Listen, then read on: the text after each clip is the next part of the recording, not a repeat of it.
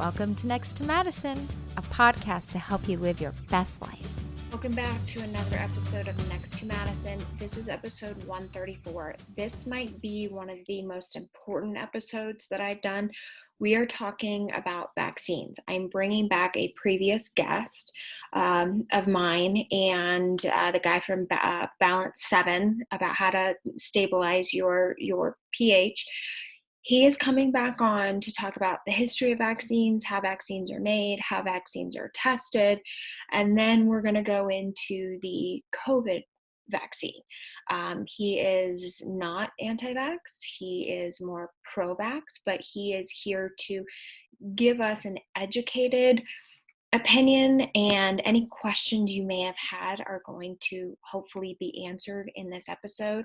I know I have a lot of hard-hitting questions that people I know are wanting to know, and so we're gonna hit them. We're gonna hit them with the hard questions, and hopefully after this episode, you'll feel better. You'll have more information. Again, I know these mandates are very overwhelming for people, for employers, for employees, for people who are at risk of losing their job. We're living in scary times. Even though your job is telling you to get the vaccine, before you get the vaccine, if you haven't gotten it, consult with your doctor. It's your doctor that knows your body best. So just make sure you're taking care of yourself, before you go and do that, so you can then, rejoin the community or not get fired or whatnot. So it is most important that your doctor makes that decision for you and not your employer, who knows nothing about your health. So hopefully this will clear things up, and hopefully life is going to start getting a lot easier, because we are living in some crazy times. And I pray for people and anyone out there who is struggling with this decision, who is struggling with just life right now, that we find peace, and that, as crazy as times sound right now, that we know that God is in charge and that He will win. And just keep the faith. Keep the faith. Do what's best for you. Properly educate yourself. There's a lot of misinformation out there. We don't even know what's misinformation anymore. So I'm doing this episode to help people. I'm nervous about this episode, to be honest with you. I think it's a very touchy subject. I've felt nervous all morning before going into this, but we got to do what's best. You got to do what's best for the people, and we got to just get the information out there so you can make the best decision for yourself and your family. So with that being said, we are going to be right back with our guest, and we are getting into the information. And let me tell you, I have got some hard-hitting questions, so you are not going to want to miss this episode. And let's help this go viral, you guys. Please, if you like this episode, share it with all your friends, share it with all your family. I want it to get out there. We are here with Dr. Nooristani, and we are going to get right into it, because there's so much freaking information. So the first thing I want to talk about, we're going to talk about vaccines in general. What is the development process of a vaccine? All right. So the vaccine has been in existence for, 40 plus, 50 plus years or even more. The process is always a lengthy process. You go through literally 5 different phases, right? You start at a very early stage of doing research, right? What is it that we are dealing with? Why do we need vaccine? What works? What kind of pathogen we're dealing with, whether it's a virus, whether it's a bacteria, etc. It doesn't matter. We just got to identify and find out what it is and what our options. Once you do that, so that takes quite a bit of time. Then you go to phase 1 clinical trial, which usually animal studies, and then you go to the phase 2 clinical trial if that was successful, and then you get a small group of people, human, and then you test it on those. If you're successful, then you go to the phase 3, which is larger sample, and then phase 4 of it, where you're just gonna, it's randomized multi-center, and then you get approval after that. So it's an extensive process that you have to go through with any and all of the vaccination. Now, let's say 100% of all the vaccines that we had normally took about 10 years, right? 8 years, 10 years, somewhere the average, because it requires damn much of effort. Things have changed, obviously, right? If you remember, you used to type your letter with a typewriter. Yeah. Yeah. Well, I Right? don't remember that far. Well, yeah, I guess when I was a kid. Yeah. Yeah. Okay. Yeah.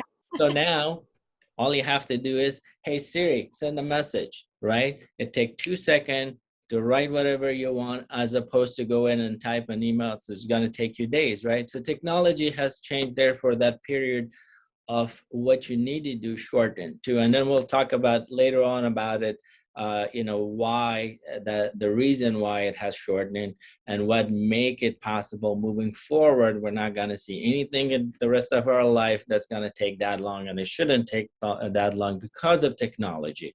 And I'll go in detail about that, probably in the next half an hour or so I could give a detailed picture of why, how we develop it, and what happens in the process, and why things are shortening, and especially why especially with COVID, why this is super short, right?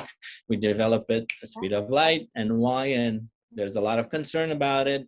There's a lot of question about it. There's a lot of unknown about it. So we'll talk about it. So hopefully we shed some light in every aspects of it. And by the end of it, I guess the audience will be a little more educated about the vaccine development and what to expect moving forward. Okay, that's good to know. So the testing process starts with the animals, and then Small human phase, then more humans and more humans, and then we're done. So just the number goes up, higher. Now you have to have results to move on to the next phase. So 10 years that used to take, it wasn't just development, but also, it failed. Okay, let's go try the next one, fail, try the next one, fail. And so the failure could happen in any of these phases. Yeah. And then, so once the failure stops, we have to start from scratch, and then go through that process. So I'm going to ask this question. The measles shot, polio, those are great vaccines. Yeah. Stop you from getting those diseases. Then there's the very common one that's been around for years, the flu vaccine. Yeah. Does not stop you from getting the flu. What is that about? But lessens the severity. Okay. So, as just like human adaptation, right? You adapt to any environment you're put in. Yeah. If you go to the cold, make sure you wear a nice jacket, put your hat on, gloves, right? So you don't freeze to death. So it's a mode of survival. Viruses are no different, right? As much as they're little tiny things that you can't even see, well, they want to survive. They want to do everything in their power to survive. And in order to survive in an environment that's not prime for them, what they do, they mutate. That means they become resistant. So this mutation continues on, because if they don't, they'll die off forever, right? Right. That's just survival of the fittest. So they create all these resistant area in their body, so our body cannot fight them. So flu vaccines are the same. So it's not just one virus. It's the same virus that keeps on mutating. So the vaccine goes to fix this part. There's a new one that our body doesn't recognize. Later on, I'll go in detail how body is able to recognize and how body fights thing, right? And that will make sense. So now every year we're playing catch up with flu vaccine, right? So we know what the vaccines were last year. So like the type of mutation, we cover some of those, but we don't know the new ones. So it's all a catch-up game. Every year we get the most common ones, but the new ones are the new ones. That's why we are getting sick, even though we get vaccinated, if we come across those mutated ones. Now, as you know, millions of people get vaccinated. Not all of them get flu, because they're not exposed to that variant, they're not exposed to the mutated one, they're not exposed to the new version of the virus. Okay, and that's why the flu vaccine is modified every year. Is that correct? That is absolutely correct, to accommodate those changes. And do you happen to know, like, what are the typical ingredients in a flu vaccine? So, all the vaccines, there's a specific requirement. Okay, so you got to get a pathogen to find out what makes it, right? What is it made of? Once you do that, you take either a dead cell, or depending on type of vaccine, or a live virus that's not activate or doesn't causes infection, and it goes into a specific vehicle that gets inserted within your body and it causes the stimulation. So different vaccines they have different modality. Like the COVID vaccine, it has a lipid layer, it has some sugars and salt to stabilize it, so it allows it to go, and it has a viral particle, right, an mRNA that we talk about later on, and that allows it to go inside the body and causes that reaction for your body to adopt, recognize, and kill when the time comes. So just to get you a kind of a overall picture of how the body works and how we recognize the antigen or an invader, right? Yeah. A good example would be as a war zone, right? You got your soldiers, you got people who's gonna spy, give you information. You have target that is recognized, as an enemy, a tank that is recognized as an enemy's tank. You got the plane that goes in, targets that, and kills that, right? But that doesn't happen unless you have all the information for somebody to provide for you that is an enemy tank. Destroy that only, and don't hit our own tank, right? So just police force trying to, your body has its own defense mechanism that goes in and find invaders, things that shouldn't be in your body. Anything that doesn't belong, they say, you don't belong here. Here's a tag on you. Somebody else is gonna catch that tag and kill you. And then what we're gonna do, we're gonna create some memory. So if I ever see you again, I'm gonna kill you without thinking about it, right? So that's what your body does in a nutshell. It recognizes an antigen or an invader, creates an antigen, and creates an antibody for it. So next time you see it, no problem, your body takes care of it, right? So that's what vaccine jobs are, to create that visualization, identification. So next time, if your body gets that, guess what? Your body is ready. Now, people say, well, I got it.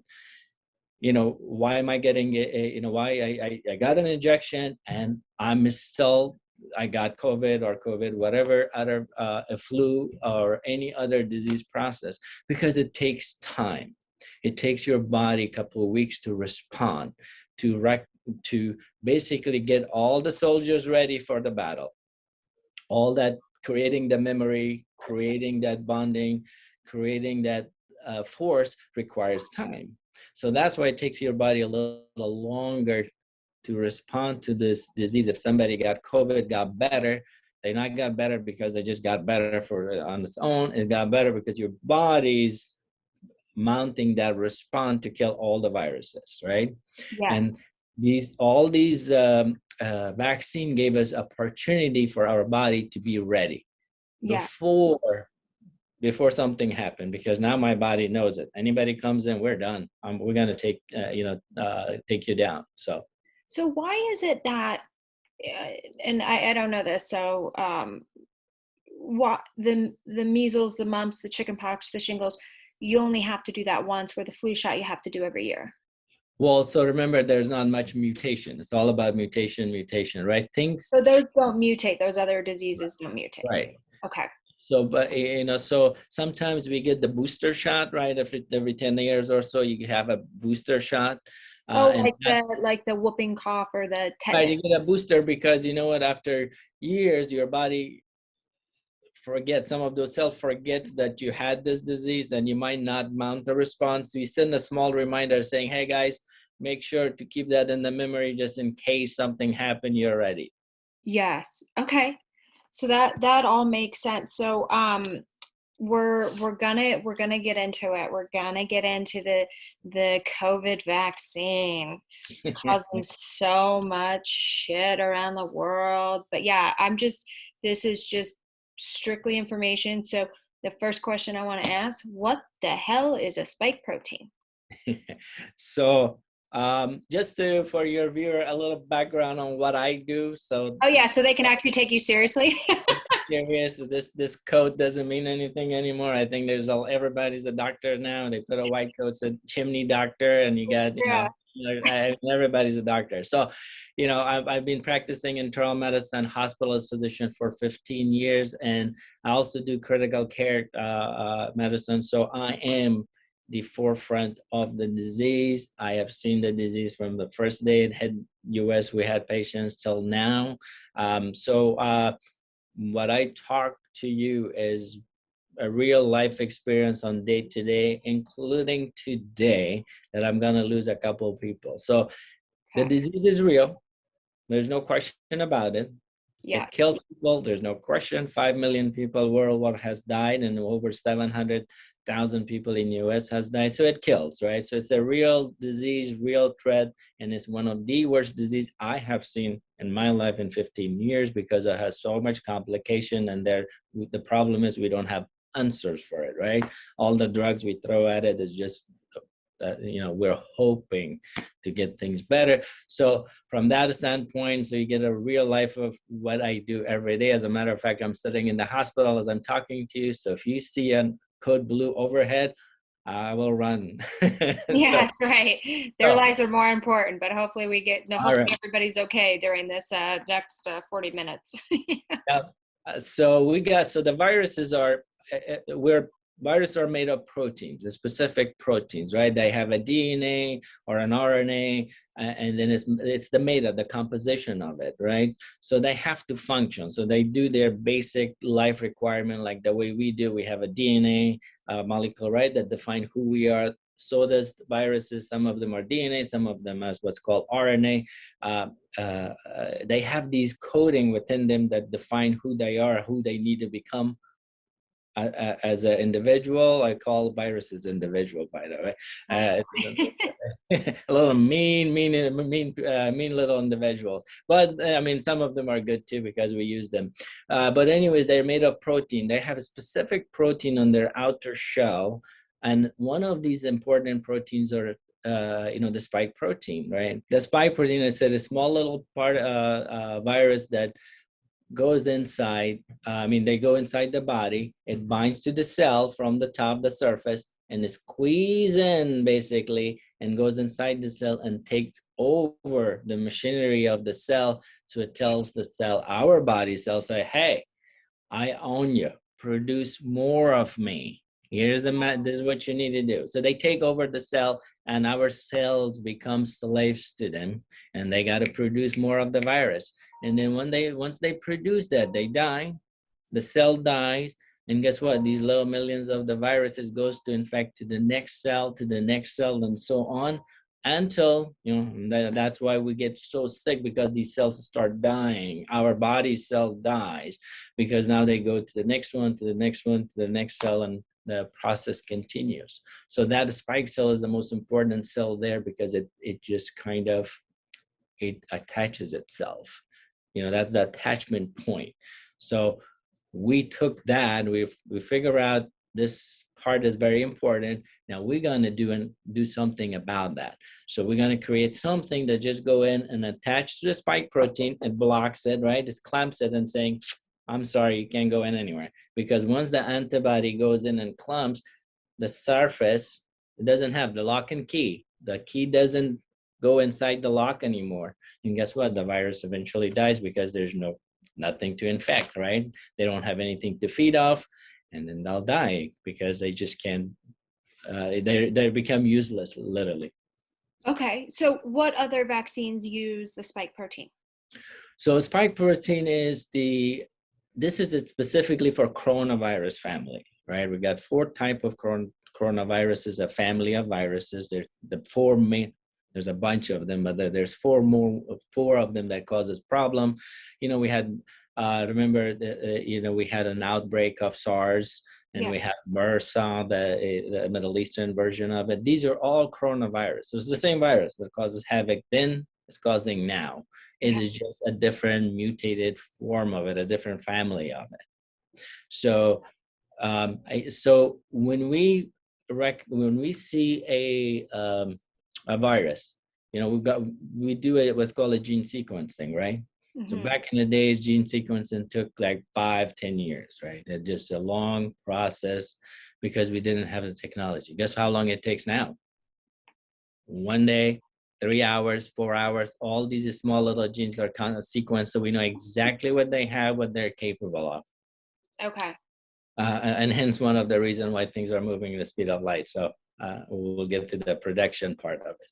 Scary and exciting, but scary. Okay, so when I go and get a flu shot, I don't have spike proteins because I don't need it because it's not a coronavirus. Is that correct? Right. So it's a different form.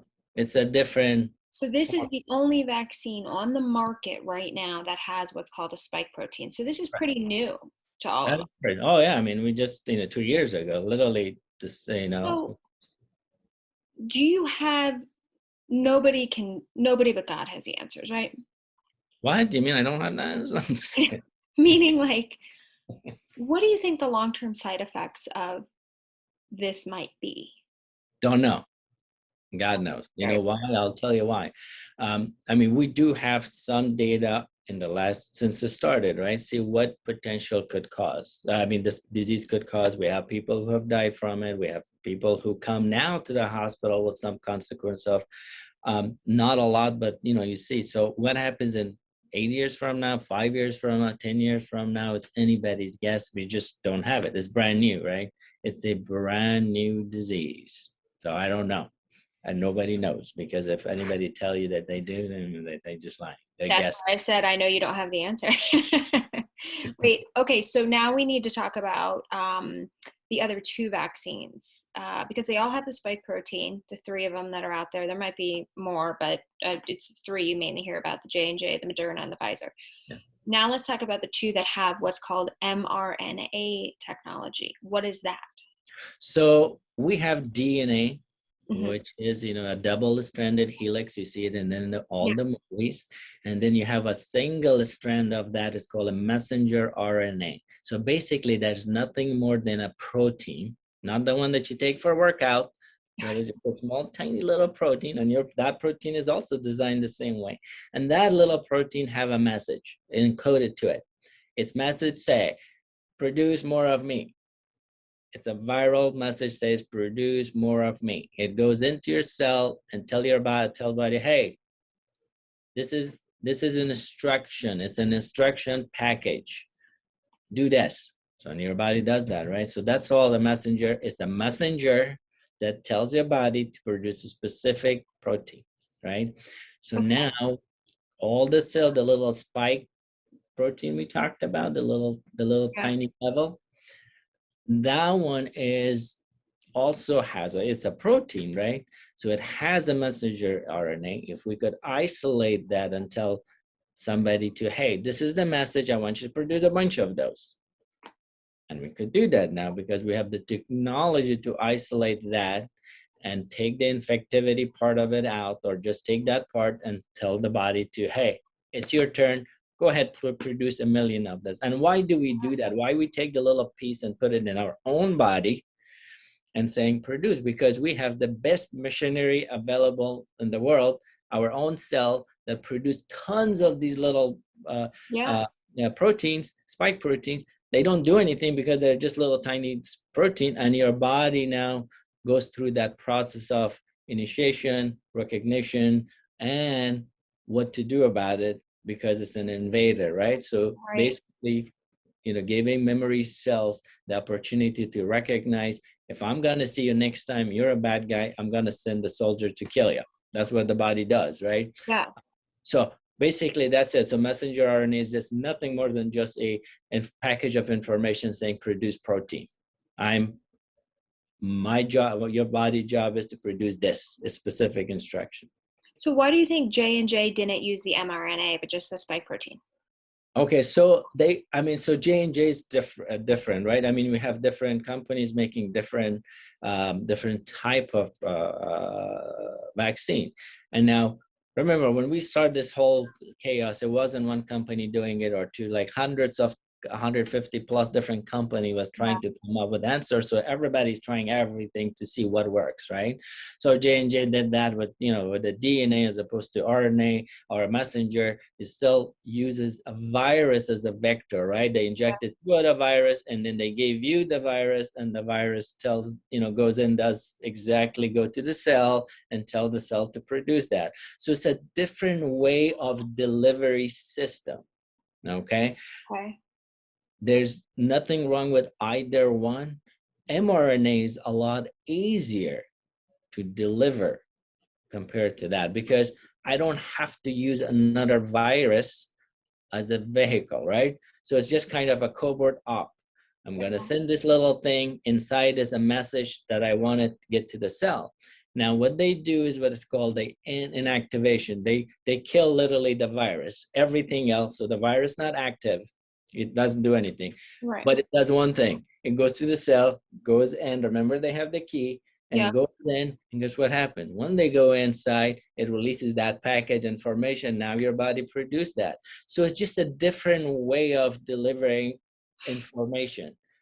So I don't see in a big picture, there's not much difference. It's just the delivery method. So here's a question. So we've heard about the Delta variant, Yeah. and I'm sure we're going to hear about other variants because Yeah. these mutate. But this shot, it's still the same vaccine. So technically, if you were to think about it, if that vaccine was developed for that variant, but now that variant has died off and it's a new variant, that vaccine technically wouldn't work. Am I wrong? There might be some correctness to Okay, that. so yes, well, if it was the case, the answer is yes, you're right. And also the answer lies into that protein we talked about.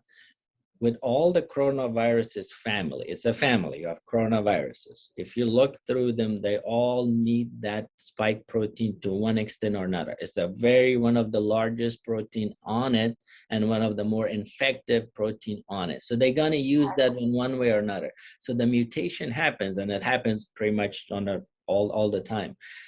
It doesn't change that key completely.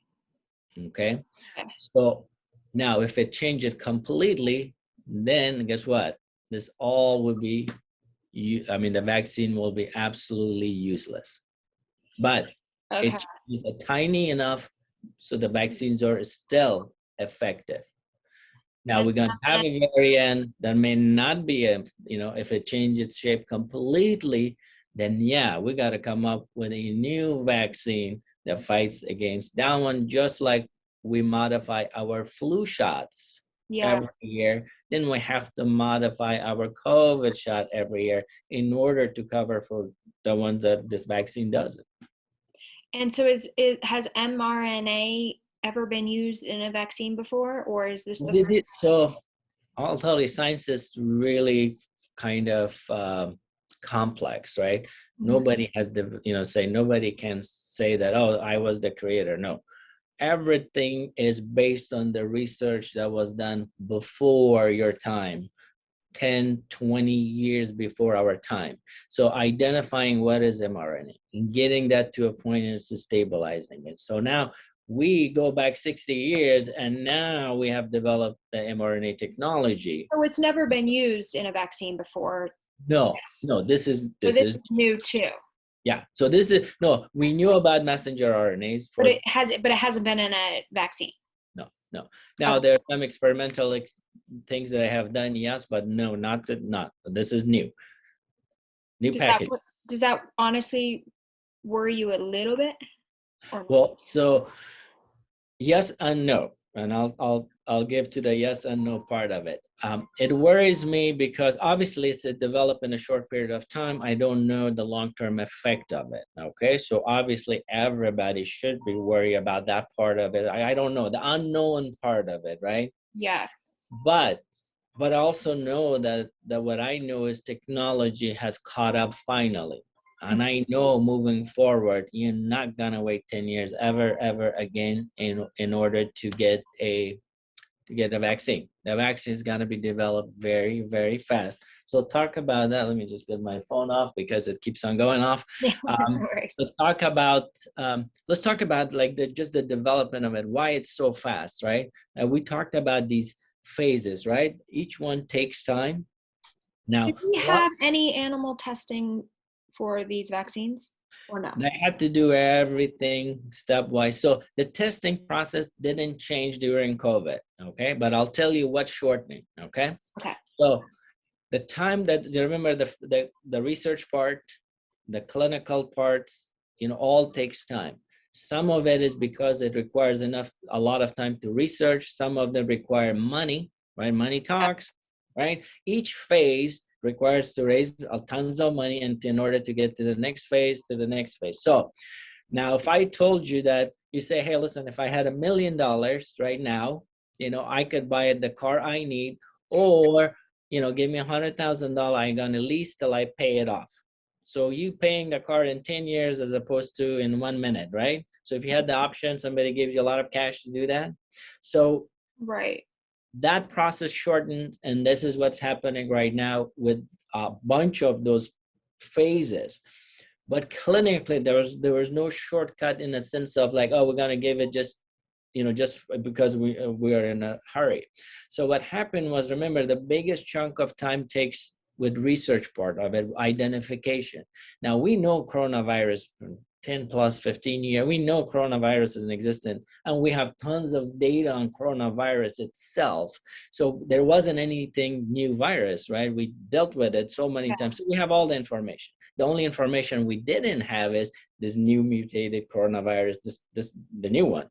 So by the time it was identified in China, it took literally 2 days to identify the new one. 2 days. So in 2 days, we knew exactly what we got, what is the sequence of the gene is, and they start working on solutions for it, right? So now, I say that process used to take years because we didn't have technology, but now we do. Do you remember when we did Genome Project for Human? It took 10, 15 years to identify our genes, right? The sequence our genes. Now, days. You sequence, and it's a long gene. So viruses are very short genes. So we know already what we dealt with, what we have, and what can we do to fix it. We don't know the how part of it yet, but that's what we're gonna try. We know this virus, we know how it attached. Let's identify the part that is infective. Let's figure that out. So if we could take that part and develop vaccine from that little chunk of it. So a lot of time was saved because the identification was already. So we went to the first phase. We said, okay, we know what it is. Let's see if it works. So they do the animal studies. Then they go the human trial.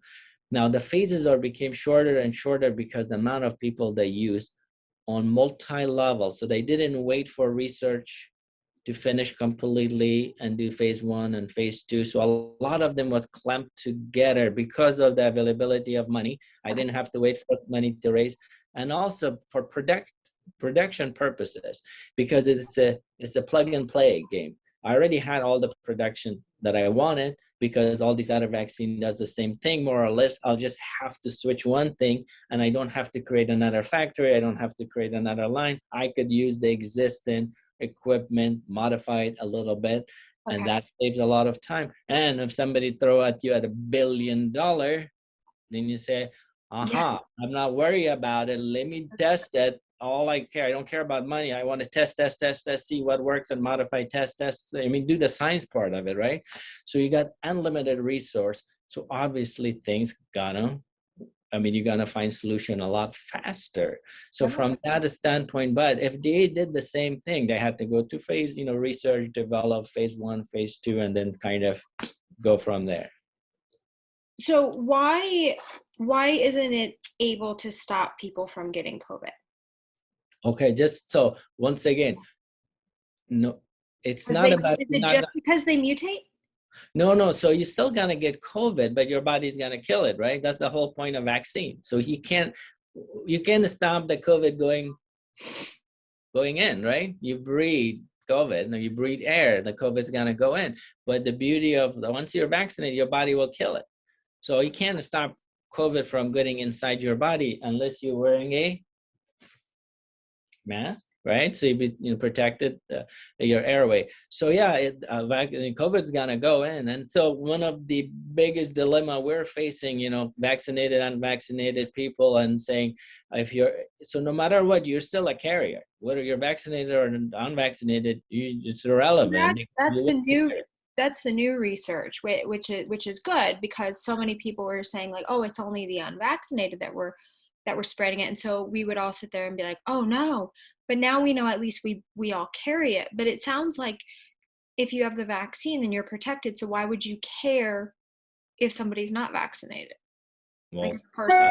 okay. So once again, it comes in. So so the biggest question is, why do we care if somebody's vaccinated or not, right? I mean, why is it important? Or people say everybody has to be vaccinated, or whatever the case is.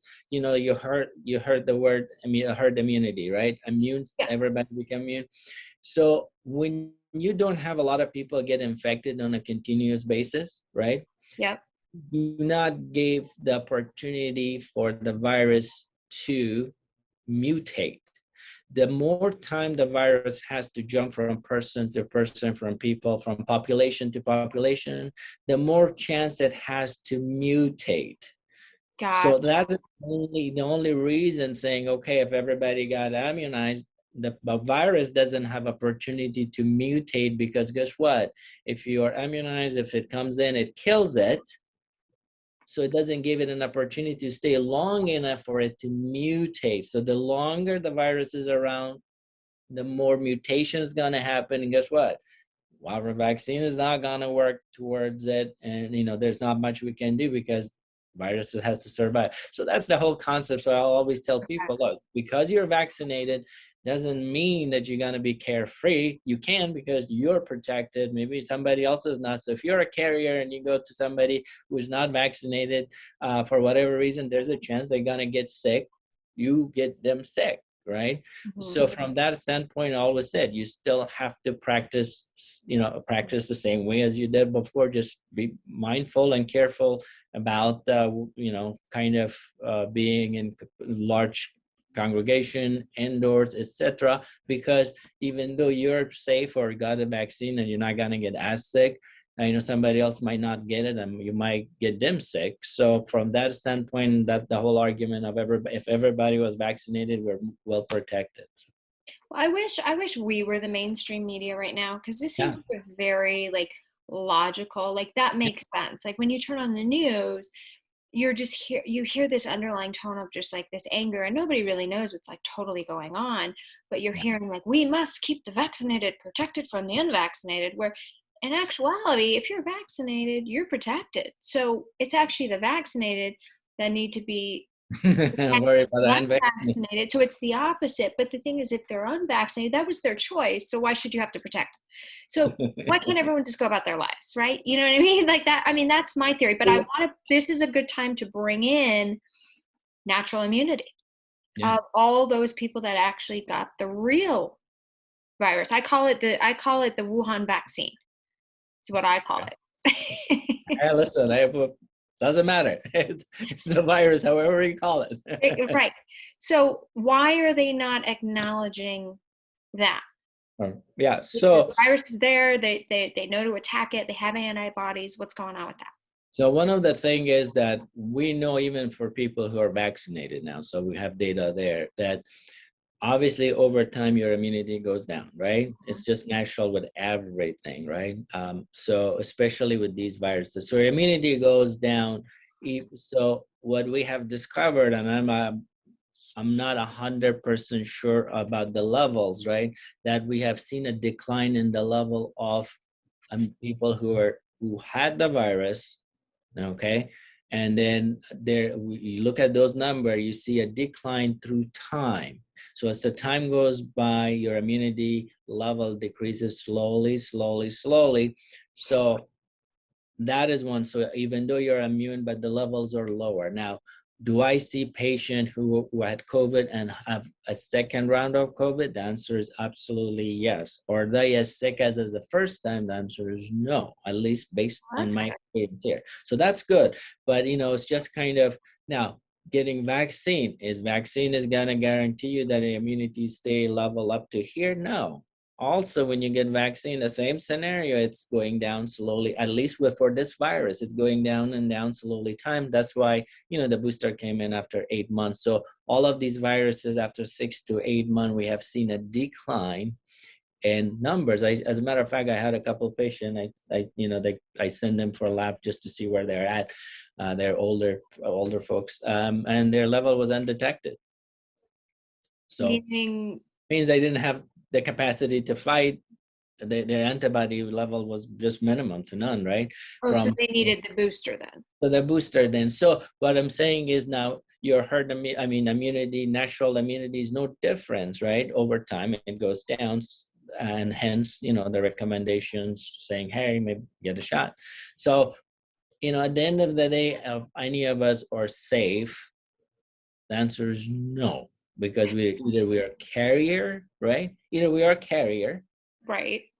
and infect people who haven't vaccinated, or those who are vaccinated and the immune system is down, or they're unhealthy, or they're not practicing safe distance, or we're gonna put them at risk. The virus is not going anywhere. It's gonna stay here, and it's gonna continue to do so for months to come, right? We don't know. We thought it was gonna be 3 months, 6 months, 8 months, 9 months. No, we're in 2 years. We're still going strong. Is it gone down? Absolutely gone down. Significant amount. People are not dying as much. But as I said, is it going anywhere? The answer is no. And I don't know when it's going to stop. Yeah, I feel like a lot of people are just like, all right, they've learned a lot through it. And it's like, all right, move on with life. Like, we have to live with it. It's just another thing we got to deal with, but to protect yourself. But I just want to repeat so people can hear this, because I don't feel that the media is portraying this enough. If you are, and correct me if I'm wrong, if you are vaccinated, okay, you have done everything you can to protect yourself. So you don't need to worry about John Doe or Sally Smith down at the Kroger who's not vaccinated. It's their decision. You could get them sick, but they made that decision to take that risk. So you're protected. So you don't need to fear the unvaccinated.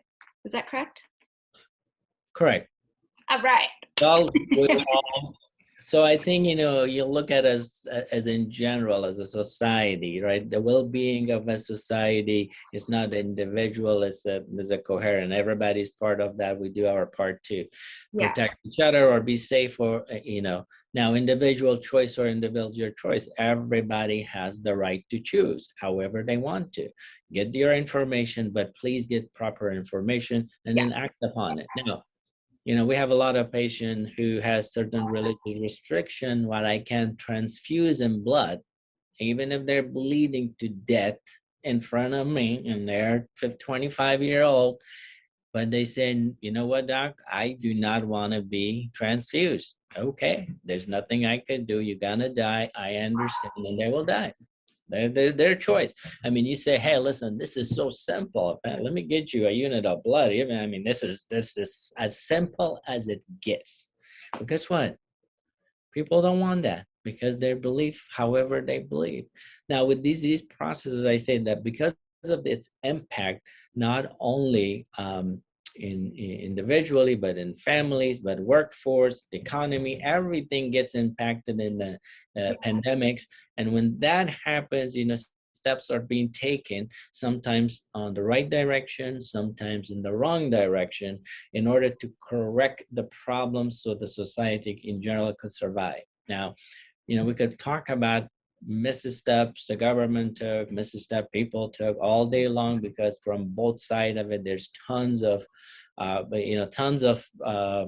problems that we could pick and saying, you should have done this, you should have done this, you should have done this, should have gotten better information, better education. Now, every time I do talk about these podcasts or, talking a town hall meetings, Zoom town hall meetings about this, you educate people and you hope for the best, saying, okay, go in and do your research, but do the right research and see what really the science behind it. And if you truly believe that, then go ahead and do what you must.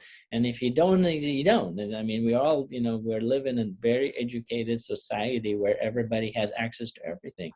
It's just sometimes, so, one of the bigger problem from the government standpoint is that from me, even if I look at it as a layman person, there's not enough information that is driven to population to educate them from beginning. I think it's a lot of things happen that people don't trust now things that are They've even been wrong so that. much. So people have kind of lost that faith. And then it just seemed about politics versus the health of the people. They also were banning therapeutics that were proven to work for people. And I think that's when the majority said, red flag, what's going on here? Like, how can I trust these people? Yeah, so I think being honest, right? Being honest is the key. Now, if you're honest with people from beginning and say what you know and say what you don't know and be honest about your expectation, people take that and understands it. Okay, we don't know, and the government doesn't, nobody knows. So they are trying in that process.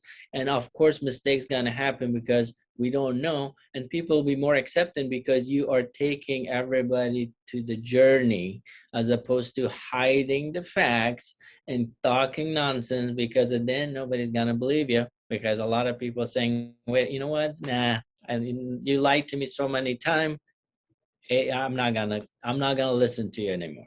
Well, and that's, I think, exactly what's happening. So let's talk about these mandates, because now it's January 4th, all companies with 100 employees have to make all their workers to be vaccinated, or they're going to get these $13,000 fines per violation, and they're trying to make it higher. Like, how is that? It just seems very unconstitutional when we do have a choice. We make choices. We get the education, we receive the information that we choose to receive, and then we do make the choice. What is with the mandates?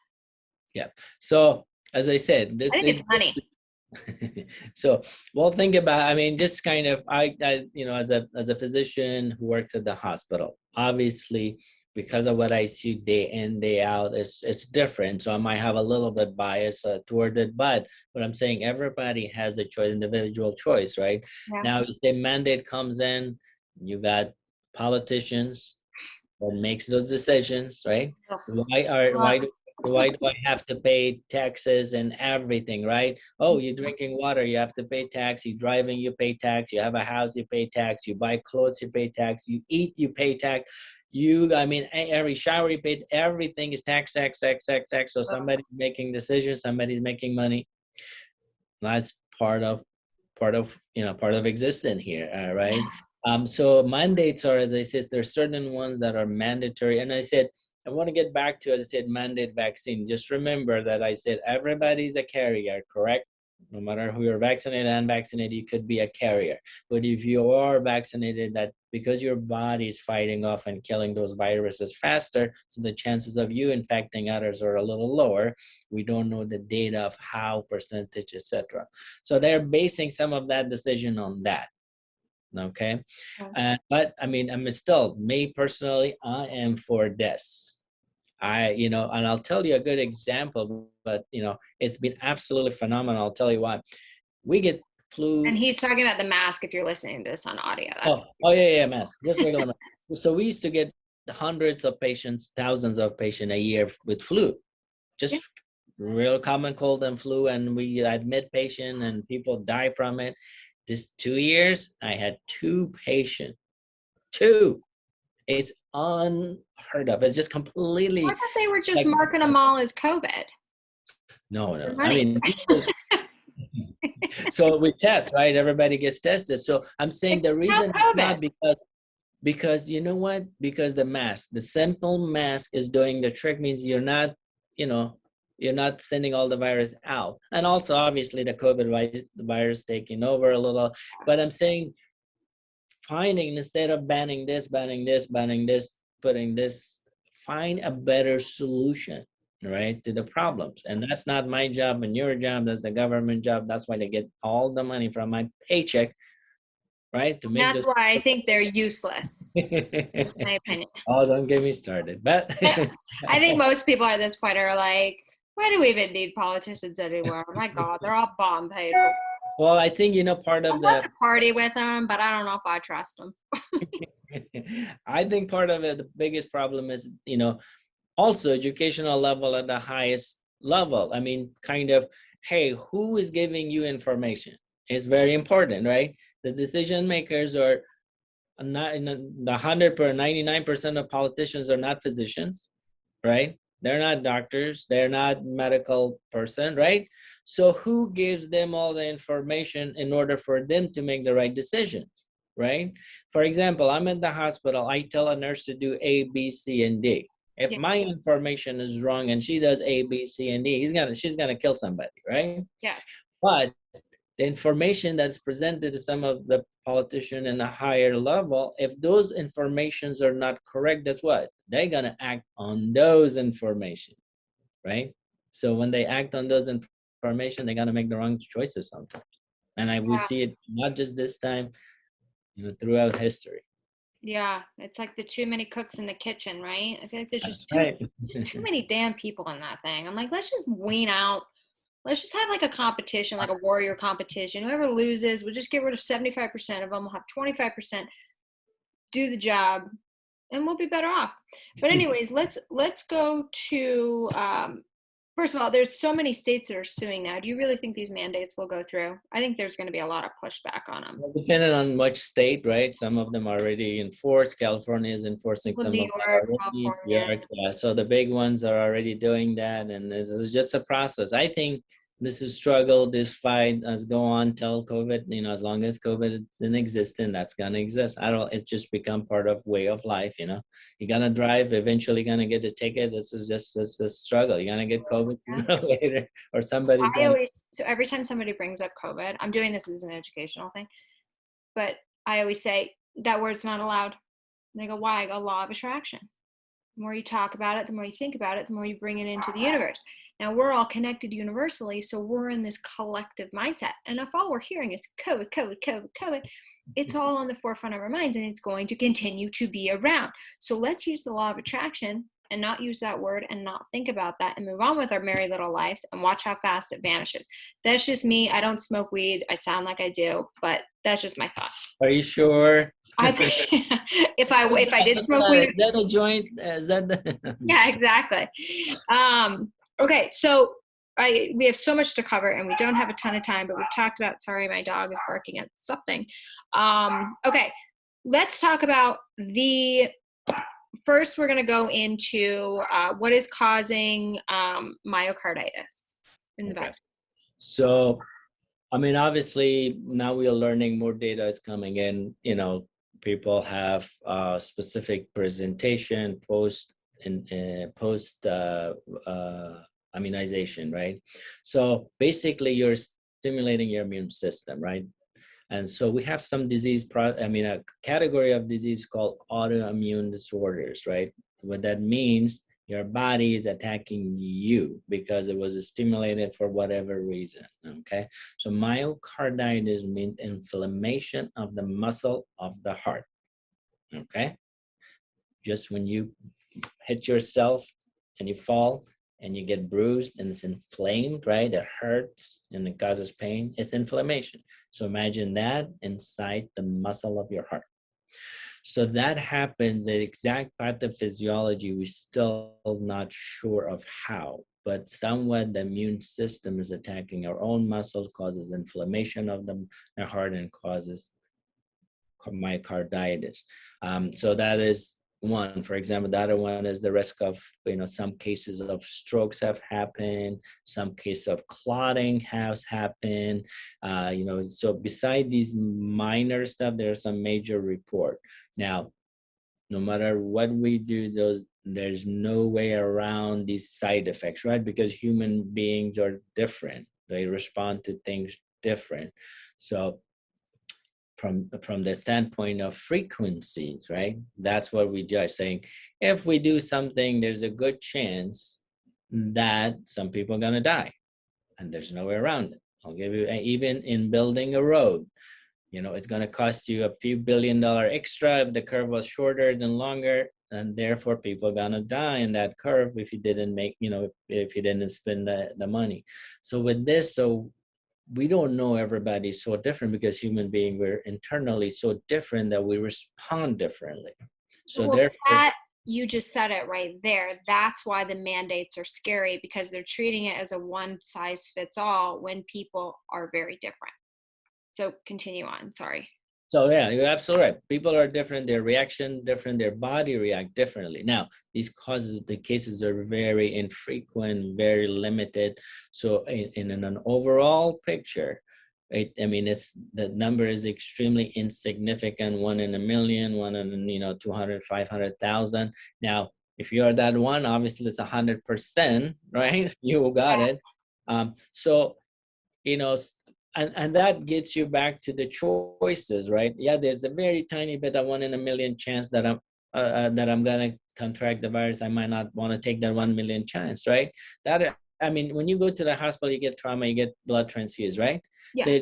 They list you hepatitis C, you can get hepatitis, HIV, all that stuff is listed as a part of, hey, listen, there's a chance, a tiny 1 in 5 million, 1 in 12 million that you might get it, but there's a tiny chance. Do you want it? So, well, if you need blood, you're gonna die. So you take your chance and say, transfuse me, right? Yeah. But the science is done to do everything in its power so it doesn't happen. But there's a like everything else. We're gonna drive, right? We know that people drive and get an accident and die. Yeah. Oh, So, every day. every day, flying, plane crash. So there's nothing in the world that's 100%. Anybody tell you 100%, they're lying to you, right? There's Right. no guarantee in everything, but it's a percentage game, right? If I told you there's a 50% chance you're gonna go crash, hell no, you're not gonna drive. But if I tell you like it's 0.01% you crash, but okay, I'm okay, I'll drive. So Yeah. vaccines are no different. Now, if you see us now, if headache and fever and chills and aches and feeling fatigue, all that was something huge, millions of people reported that, they have headache or, Yeah. tiredness and fever, but it goes away, right? It's just a couple of days. Now imagine if this was for a month, 2 months, 3 months, you've had those symptoms, they will yank that vaccine off, in a day, because there's too many side effects that they can account for, and that's not the right vaccine for it. But no matter what we're gonna do, there's no medication that we have created that doesn't have side effect. Take, for example, Tylenol. You take Tylenol, I have. Yeah. you take aspirins or ibuprofen, I take a Motrin. lot. The list Like is once a month. 100 different side effects, right? But you take it every day when you need it. So why are we taking it? Because guess what? The side effects of you having those side effects are very, very, very, very minuscule to minimum. Right. So therefore, it's not a big deal. So now when you look at the vaccines, you're the same thing. If the risks are not super high, if the percentage is very minimal, then I'll go ahead and get it anyways, right? Because the risk is fine. The risk and benefit, the benefits outweigh the treatment, right? I mean, the risk. So we do that every day in the hospital. I know if I give a medication to somebody, there's a 30% chance they might have they're going to lose their kidney. But it's the only medication that I know that saves this person's life. So should I save your life or worry about your kidney? Right? So then you give that choice to that person because the risk is so high. But other than that, if the list was very, very tiny, then you say, okay, go ahead and give me the medication. So that makes sense. And we're talking about, and then when we go to tiny percentages, now let's shift our focus to the kids, okay? Because the kids have such a teeny, teeny, tiny chance of dying from this or being affected. Why are they so urgent? Why are they so like, I don't even know if that's the right word, like wanting to give this to kids? Yeah, so I think it goes. Need it. So I mean, I think so. Obviously, kids are dying. The answer is yes. Are they dying at a rate that we see adult? The answer is absolutely not. So there's a very tiny, small portion of population that kids suffer and have died. So, but the part of, once again, I think there's twofold into that statement. Like we have to, because once again, immunity of everybody requires everybody to be in order to decrease the rate of mutation, right? So once again, it goes back to the philosophy of, if everybody was immunized, then the virus has less chance to mutate. Therefore, we don't have to create the third and the fourth and the fifth different kind of vaccines. But some of the kids are getting sick, and obviously, if you think that, hey, listen, the risk of you having a side effect is this little tiny itsy bitsy. And but as a parent, it's really hard. It's very hard to make that call, knowing that there's a itsy bitsy chance that might have some adverse reaction to the vaccine. So Yeah. mandating, just something, as I said, that is really tough to make that decision as far as forcing somebody, right? Yeah. But you still have a choice, I mean, but Well, sometimes for you now, don't we have a choice for now. I have. don't know what country we're in, Well, I but mean, it's like, hey, listen, you can't come to school if you're not vaccinated. What are you gonna do? Don't go to school? I mean, it's just gonna right. be really hard. So you're sometimes you're forced to do things that you don't want to, True. but there's policies, right? That they gotta create. So I think the thing that people are concerned about, because we don't know enough about spike proteins and mRNA, and these are brand new Yeah. vaccines that haven't been around and they were rushed, even though they were done by brilliant scientists and things of that sort, is the fear of infertility. Yeah. Well, there are cases, no question, right? So Yeah. there are cases, as I said, I mean, every disease that you could think of, there's a possibility this might cause, right? Yeah. But once again, you go back to that chances. What are your chances of getting that, right? So it's a tiny, itsy bitsy chances. As I said, we don't know enough to say, hey, listen, childbearing age woman shouldn't be taking this vaccine because you might not be able to have children. So we don't know that, right? But it's like there's a tiny percentage that comes in. I don't know, 5 years from now there'll be more or less. I do not know. We do not know, because it shouldn't. I mean, in theory and based on science, based on facts that we have now, it shouldn't cause any of that. But once again, sometimes some of the stuff happen. I mean, I don't know. There's no option from, getting away from the side effect of new things, right? Yeah, absolutely. I want to ask you about an ingredient somebody had sent me. Um,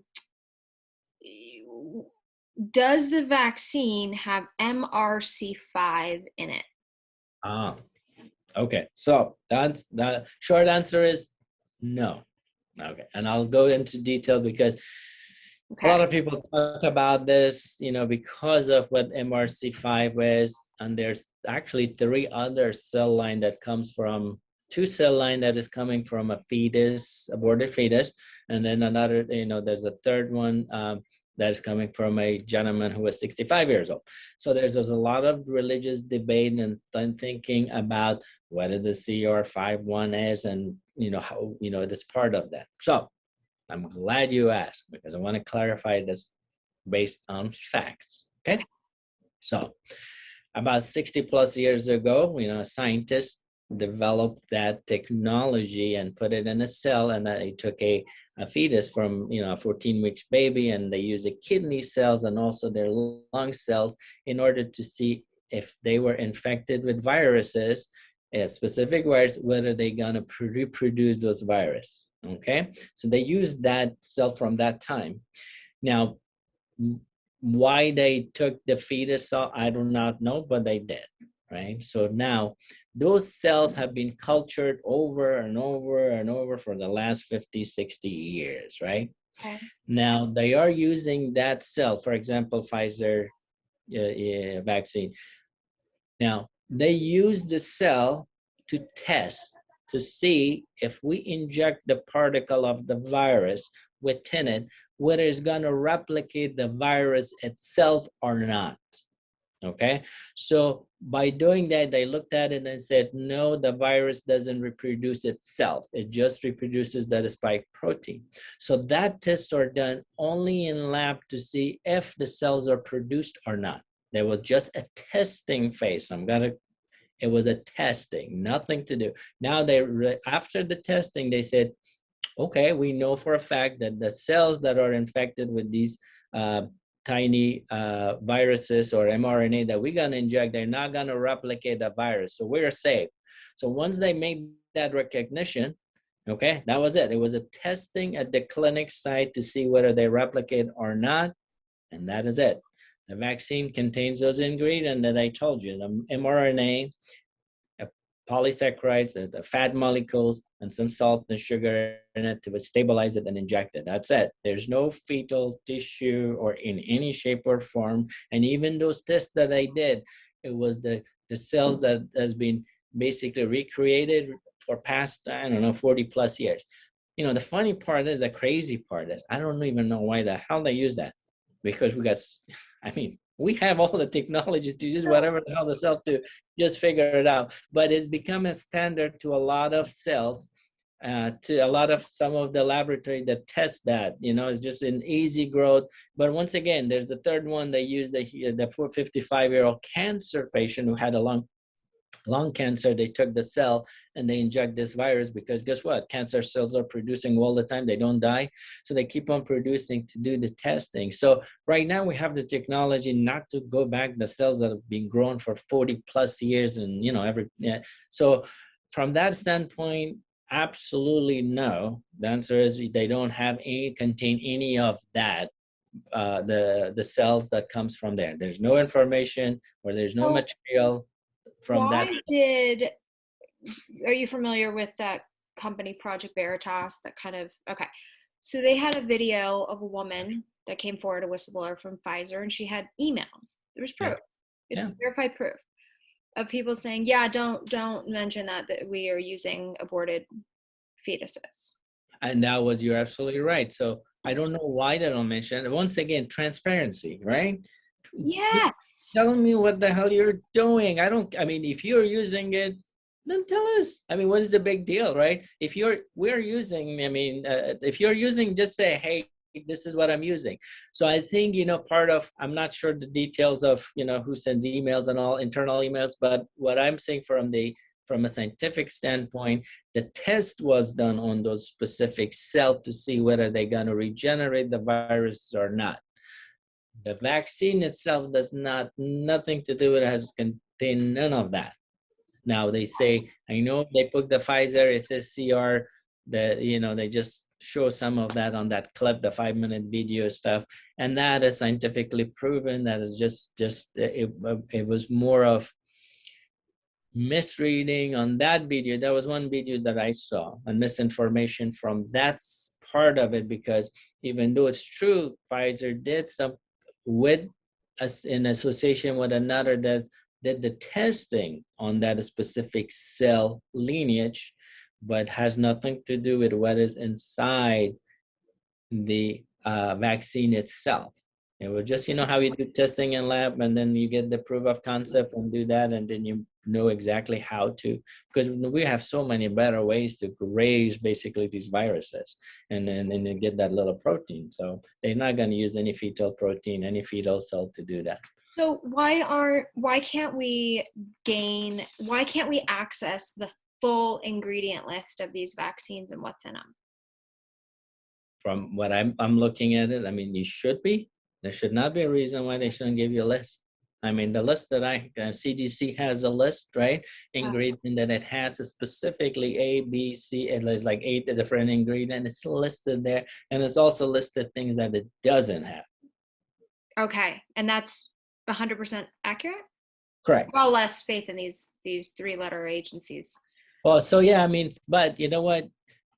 We got to get your information from somewhere, right? Whatever it is. So I'm saying scientifically, we go by what we're given, right? If a paper is done and it's scientifically reviewed, we believe in that paper, or if you, let's say this internal emails that came out, why would I believe that? Well, we believe it, right? Because it's whether it's true or not, I don't know, but we believe certain things. We have to believe, right? Yeah. Otherwise, we will not function. We believe that the car we drive is safe, and they have done 3 testing on it, right? Well, we drive because we have to believe. Otherwise, there's no way I'm going to drive. There's no way I'm going to fly. There's no way I'm going to eat or drink or do anything, because I have to have some belief on what we do and what we don't do in order to have a normal life. So I believe because I know about the science part of it, I know how things are developed, I know how, what ingredient it has based on what they give us. I'm not gonna assume that they're hiding other ingredients, because sooner or later it's gonna come out. and they can't hide it forever, right? Yeah. So I don't want to put a conspiracy theory behind it, even though, I got my theories, but I'm saying the facts are the facts, and what I'm going to get, I'm going to believe on that. And I do my research, my due diligence, making sure that the information presented to me is valid to the best of my knowledge. So, but yeah, no, I mean, as far as ingredient, that's it, because it doesn't make sense to me to even use that stuff. I don't need it. I really don't need Yeah. that stuff. In order to create something so simple Right. now, it is very simple to create it. I mean, the process doesn't require a lot of, I have to have this cell to do it, So it's just a Here's little. yeah, totally. So here's another question. Why are so many healthcare workers refusing this shot?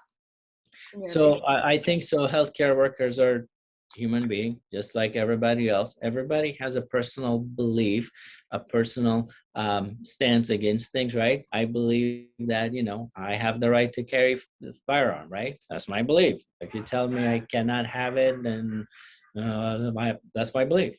So Right. healthcare workers are, at the end of the day, they're humans. They're, no matter how much they see, they say, I don't want it, but they're personal. Maybe they said they don't like the way vaccine makes them feel. Maybe they're afraid of some side effects of the Yeah. tiny portion of it. Maybe they say, look, you know what? Don't tell me what I can and cannot do. I don't care. I'm not going to get it. Right. So Right. everybody has their own belief system, so you can, push one person one way or another. So healthcare systems are just human being. In the hospital, we have, 10-15% of people says, no, we don't want it. Okay, you don't want it, so then you have to deal with the consequence of testing every day and making sure, Yeah. you to go through the hassle. But as I said, it's just a personal choice, and physicians are notoriously no different, because we as a physician are the worst patient, by the way. Yeah, it's always so funny whenever you go to a hospital and you go to the check-in desk on the floors and you're like, oh, what patient number is in blah blah blah. You always see a pack of cigarettes sitting there at the nurse's station. It's hilarious. Always. There's not. Well, I'm saying, yeah. So there's some people that they're gonna say no, and some people got it because they have to. As a physician or a practicing physician, you have to, and then whether you choose or not to, that's up to you. But it's gonna cost you your job. Yeah, which is unfortunate though. Which is unfortunate, but when COVID started, I did an article, and hopefully will circulate soon. About how, as a physician, I feel every day that I wake up. It Yeah. is going to war every day to me. It's like, okay, am I gonna catch it one? Am I gonna bring it back to my family and give my family? Am I putting my family at risk? I'm a physician, but maybe I don't care much about me, but I do care about bringing it back to my own family. So this is struggle is every day when I wake up wake up and open my eyes, and every time I sleep. That doesn't change in the last 2.5 years, beyond exhausting. So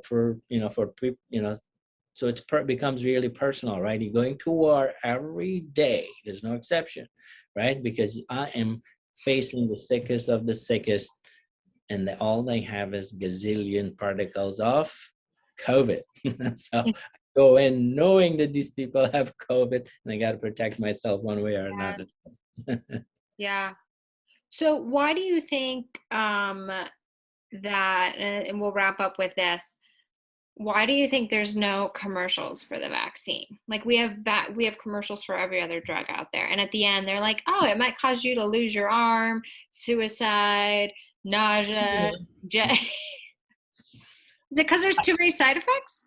Yeah, so honestly, the problem is so the problem is, I blame, once again, some of the entities need to be blamed. This is the time to blame him.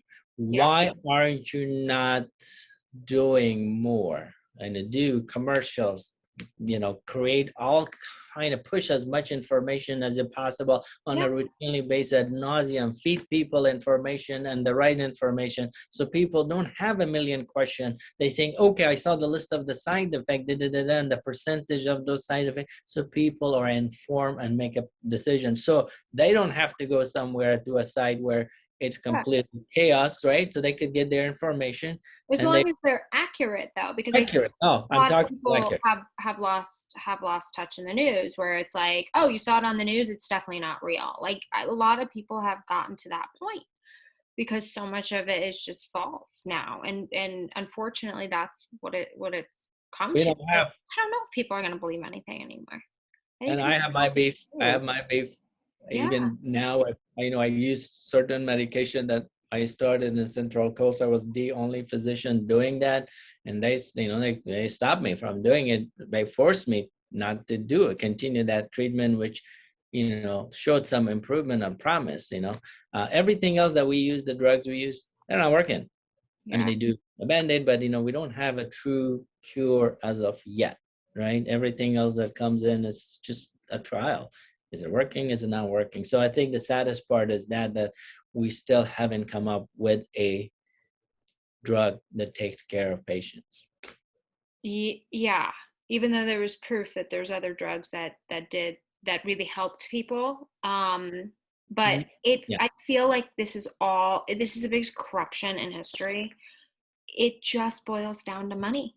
Because now I saw Pfizer's doing a COVID pill. I'm like, isn't that what hydroxychloroquine and ivermectin already did? Like, but you must not own shares in that company. Like, I don't know what it is. I think it's Well, all it's not about health, because if this was about health, people would be saying, hey, every day on your TV, make sure you exercise today. Make sure you get outside. Make sure you take vitamin D. Make sure you take vitamin C. Make sure you don't go to McDonald's. They would have closed all the McDonald's and left the fucking gym up. so let me give you a good example. Yeah, you're absolutely right. Think about it. If you're or obese, can't say the word, I'm restricted to terminology. If you're You can't say obese, obese. Oh, okay, the other word. Okay, if you're obese. yeah, I got it. So if you're obese or overweight, and as long as you go to work and pay your taxes, government is not gonna say, hey, go to gym, right? But the minute everybody's obese and nobody's going to work, and now I'm guaranteeing you is gonna be a mandate that you gotta lose weight, right? Because you got 300 million people in this country. Obesity is 65% on the rise and rise. So it gets to a point where people are not gonna go to work because they can't walk, they can't fit in the car. I'm guaranteeing you the government is gonna come in with a mandate because they're not collecting tax. Somebody's losing money somewhere. So So it is yeah, all, it just boils down to money at this. I mean everything runs by money. So Listen, it's true. I love money. I think money is great. I've got hopefully a lot of it coming in this year. ooh, okay. So Sharing is caring. Just remember. exactly. And if you ever need a model for your skincare line, don't forget about me. I I may be older, but that's more accurate. We don't need 22-year-olds modeling an anti-aging cream. We need 39-year-olds like me.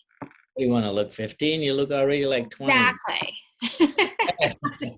So yes, I'll definitely send you packages coming November 4th. You are the best. And then remember the Balance 7 we talked about, the spray for that, my smooth skin. I've been doing that, by the way, on my Did you face. spray your face? Yes, I don't notice as much of my chiseled jaw, but that's just because I keep eating. It's not your fault, it's mine. I can't get it done. Well, it's gonna help out. Through time is gonna keep your skin vibrant. But I am using it.